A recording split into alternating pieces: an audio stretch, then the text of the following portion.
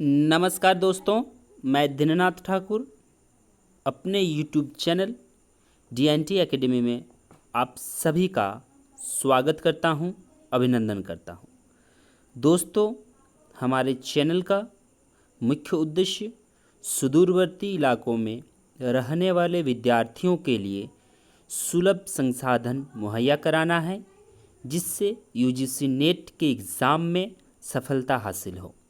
दोस्तों, आज का जो हमारा विषय है वह UGC नेट पेपर 1 के यूनिट 6 से संबंधित है। इसमें विशेष तौर पर आज आप लोगों को मैं वेन आरेख या वेन डायग्राम बताने वाला हूं।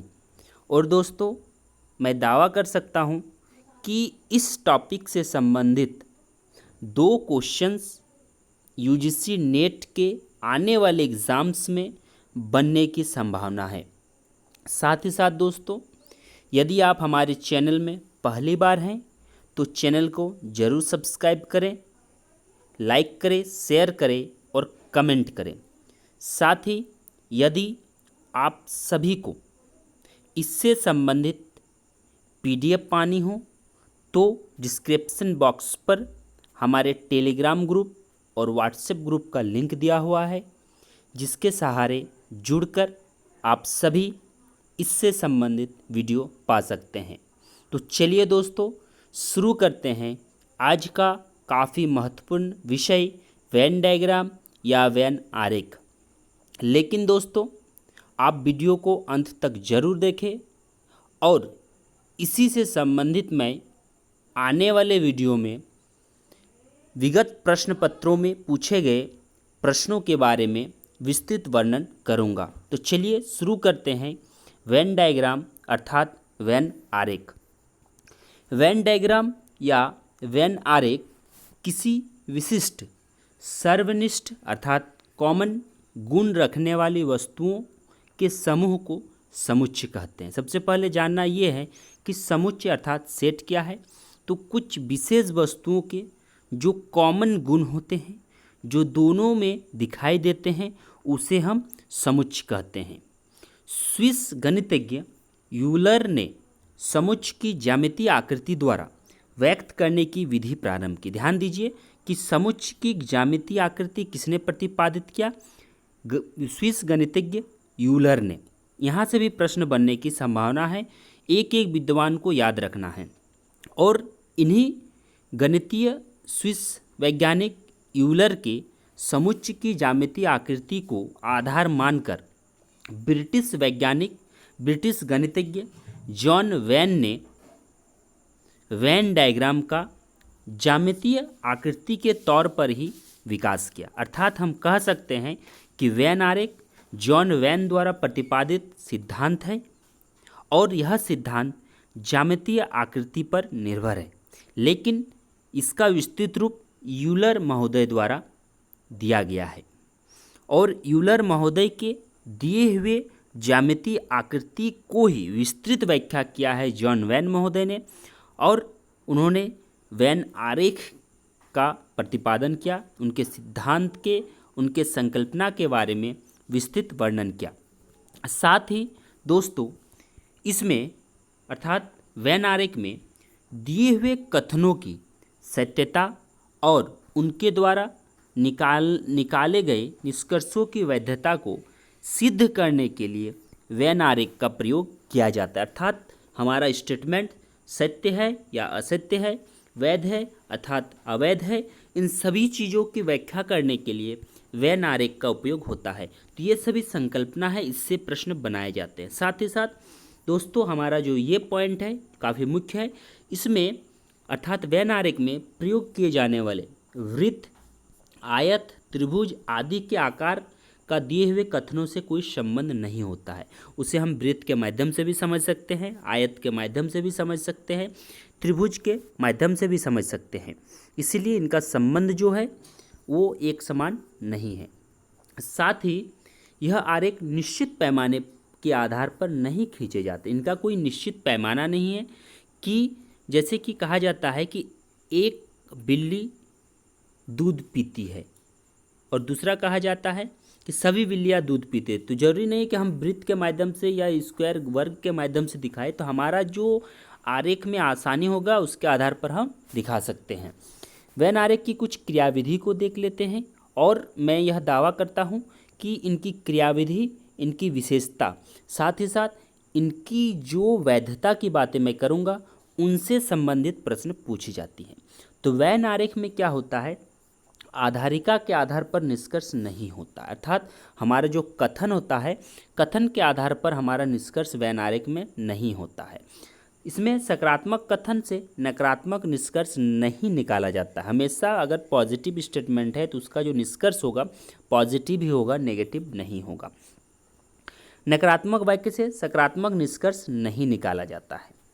विधेय से जब उद्देश्य की और निष्कर्ष निकालने का प्रयोग हो तो कुछ का निष्कर्ष निकलेगा, अर्थात जब हम दो स्टेटमेंट के आधार पर निष्कर्ष निकालने का कोशिश करते हैं तो वह कुछ की ओर जाएगा, अर्थात AEIO को ध्यान में रखना है, जो पिछले वीडियो में मैंने बताया था। और AEIO के आधार पर ही हमारा इनकी क्रियाविधि, इनकी विशेषता निर्धारित है। कुछ का विपरीत कोई नहीं होता है। अब देखिए आई हमारा कुछ को इंगित करता है, इसके विपरीत में हमारा ई है जो कोई नहीं को प्रदर्शित करता है। कोई नहीं का विपरीत कुछ होता है, जब ये कोई नहीं का विपरीत कौन हो गया, हमारा कुछ हो गया। तो यही जो डायग्राम है हमारा, उन्हीं डायग्राम पर आधारित है संपूर्ण वेन आरेख। जैसे कि AEIO जो पिछले वीडियो में मैंने बताया था, उसी का यहाँ पर हमारा स्पष्ट बात बताया जा रहा है। जैसे सभी का विपरीत कुछ नहीं होता। देखिए ए यूनिवर्सल ट्रूथ का बात करता है, यूनिवर्सल बात करता है, जबकि यहाँ सम नॉट अर्थात कुछ नहीं का बात करता है। उसी का वही है कि सभी का विपरीत कुछ नहीं होता है। फिर आते हम कुछ का विपरीत कुछ नहीं होता है। यह वैधता का प्रतिनिधि करता है और उसका मूल्यांकन करता है। देखिए ये विशेषता काफ़ी महत्वपूर्ण हो जाती है, इनको ध्यान देने योग्य बातें हैं कि वैधता का प्रतिनिधि करता है, साथ ही साथ उसका मूल्यांकन भी करता है। ध्यान दीजिए, इससे प्रश्न बने भी हैं विगत प्रश्न पत्रों में। वैधता को सिद्ध करने के लिए वेन आरेख का प्रयोग होता है। और साथ ही साथ दोस्तों, मैंने आगमन और निगमन के वीडियो में भी आप लोगों को बताया था कि वेन आरेख किसके जांच में आता है। तो निगमन, देखिए निगमन का जांच होता है आगमन से, लेकिन आगमन का जांच किससे होता है, वेन आरेख से होता है। इनकी वैधता, दोनों कथन जब सत्य हैं तो निष्कर्ष भी सत्य होंगे, अर्थात दोनों कथन जब फॉल्स हैं तो निष्कर्ष भी फॉल्स होंगे। अब इनकी जांच के लिए हम एक चार्ट देख लेते हैं। हमारे पास एक पहला कथन, दूसरा कथन और दोनों कथन को मिलाकर निष्कर्ष दिया गया है। तो ए मतलब, हम पुनः आते इसी डायग्राम पर, AEIO, यहाँ पर चारों का संबंध एक दूसरे से देखेंगे। यदि एक कथन हमारा ए है और दूसरा कथन भी हमारा ए है, यहाँ पर देख सकते हैं चार्ट में कि पहला कथन हमारा ए है, पहला कथन ए है और दूसरा कथन भी ए है, तो निष्कर्ष भी हमारा ए निकलेगा। अर्थात इसकी वैधता कब होगी प्रमाणित, जब A + A = A होता है तो ये वैध होता है, और इसमें ज़्यादातर वैध ही प्रमाणित होती है। उसी प्रकार एक कथन ए है अर्थात यूनिवर्सल ट्रूथ है, दूसरा कथन ई है, जिसे हम कोई नहीं का बात करते हैं, जैसे कि सभी व्यक्ति चोर हैं और सभी व्यक्ति चोर नहीं हैं, तो इसका निष्कर्ष जो निकलेगा वह निकलेगा कि सभी व्यक्ति चोर नहीं हैं। अर्थात ए और ई के साथ जो संबंध है, निष्कर्ष उसका ई निकलता है। उसी प्रकार ए और आई के बीच जो संबंध होता है उसका निष्कर्ष निश्चित रूप से वैध नहीं कह सकते हैं। इसमें सस्पेंस वाली बात होती है, संभावना वाली बात होती है। ए और ओ में भी क्या है, जब रिलेशन का बात होता है, ध्यान दीजिए कि AEIO का जो बात होता है, ये डायग्राम के माध्यम से पिछले वीडियो में मैंने बताया था, उसी के आधार पर चलना है, दोनों कथनों को जोड़ना है और हमारे यहाँ जो निष्कर्ष डाला हुआ है इसको ध्यान में रखना है और इनको संपूर्ण को देखें। और इनकी जो संकेत है, संकेत के आधार पर मैंने यहाँ पर सेट किया है कि क्या इसका स्पष्ट बात निकल कर आती है। तो चलिए आगे देखते हैं। जैसे कि ई के साथ हमारा ए का संबंध, ई के साथ ई का संबंध, ई के साथ आई का संबंध, ई के साथ ओ का संबंध। तो यहाँ इस O* एक नया निकल कर आ रहा है। O* वास्तव में ओ का ही रूप है। और यहाँ पर ध्यान देने योग्य बातें हैं कि इसके स्टेटमेंट को ध्यान देना। दो कथन का हमारा बात होगा, उन दोनों कथनों के बीच संबंधों का बात होगा और उसके उपरांत हमारा निष्कर्ष का बात होगा। तो यहाँ से भी थोड़ी सी संकल्पना के आधार पर प्रश्न पूछा गया है, इसको भी ध्यान दें। तो यहाँ पर पुनः देख लेते हैं एक बार हम कि AEIO,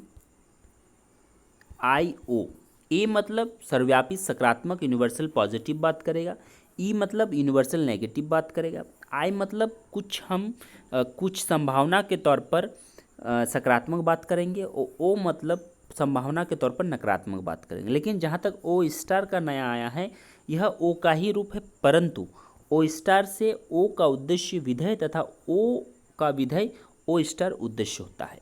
और जहाँ तक हम एक्स की बात करते हैं, उसमें हम निश्चित रूप से वैध नहीं कह सकते हैं। साथ ही साथ दोस्तों इसकी विशेषता को भी देखते हैं।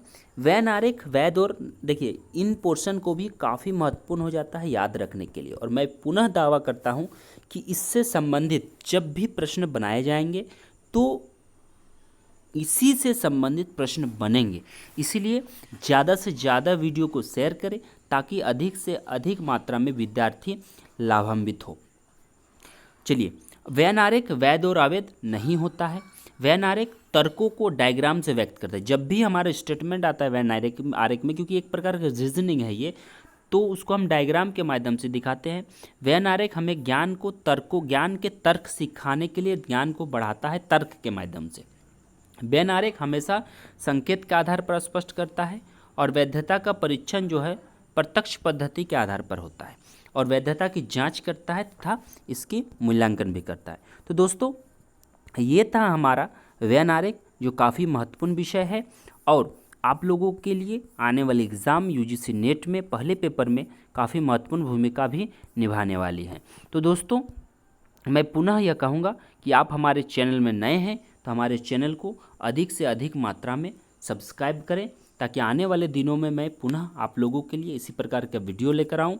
इस वीडियो को लाइक करें, शेयर करें और कमेंट बॉक्स पे ज़रूर कमेंट करें, क्योंकि हमको विश्वास है कि आप लोगों को ये वीडियो अच्छे लग रहे हैं तो कमेंट ज़रूर करेंगे। धन्यवाद।